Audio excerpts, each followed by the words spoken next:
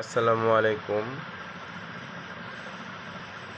অনেক দিন পর আবার এই একই বাসায় আবার একই রকম দুর্ঘটনা ঘটছিল। দেখেন, আসলে ওই ঘরে একবার বিছানার চাদর চুরি হয়েছিল, জানালা খুলে রাখছিলাম, কিন্তু আজকে এই ঘরে শুয়ে আছি। এখানে শুয়ে আছি। দেখেন, 5টার দিককার ঘটনা, সাড়ে পাঁচটার দিককার ঘটনা। এখানে দেখেন, সিগারেট এখানে রাখা আছে। সিগারেট খাচ্ছে।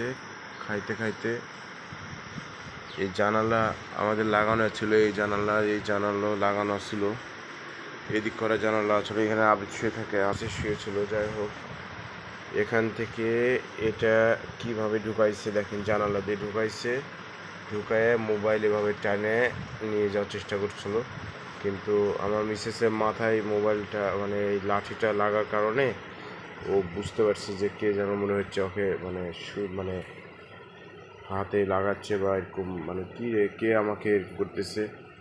ও যে মিটের পাইছে সঙ্গে সঙ্গে এটা সহই রেখে দিয়ে চলে গেছে। মানে কার যে এটা ফুলদানি যায় না, কার ফুলদানি থেকে ফুলটাকে সরাইয়া ফেলে দিয়ে এটাতে আবার লাঠি বাইরেছে। দেখেন কীভাবে বাঁধছে, বাঁধার পরে এখানে রাখছে, জাস্ট এইভাবে হাত ঢুকাইছে। যাই হোক, আল্লাহ বাঁচাই দিচ্ছে, আল্লাহ হেফাজতকারী।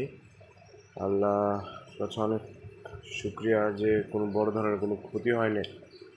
এর আগে পাশের ঘরের আপনার জানালা দিয়ে বিছানার চাদর নিয়ে চলে গেছিলাম, আমরা বুঝতে পারছিলাম না।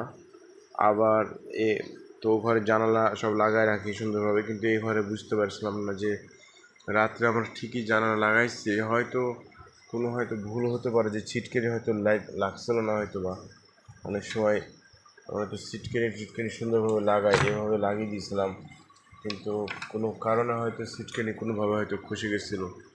যাই হোক, আল্লাহ মানে বাঁচাই দিয়েছে, কোনো বড় ধরনের দুর্ঘটনা ঘটেনি। আপনারা সবাই সাবধানে থাকবেন। আসলে নিচতলা বাসায় থাকাও একটা রিস্ক। হ্যাঁ, তবে রিস্ক হলে সব জায়গাতেই হয়, তবে যাই হোক আরও সতর্ক হওয়া লাগবে। এই বলে আজকে এখানে ভিডিওটা শেষ করছি। আপনারা সবাই ভালো থাকবেন, সতর্ক থাকবেন, সাবধানে থাকবেন, আর আমাদের জন্য দোয়া করবেন। আমরা আপনাদের জন্য দোয়া করি। এগুলো ভিডিওটা শেষ করছি। আসসালামু আলাইকুম।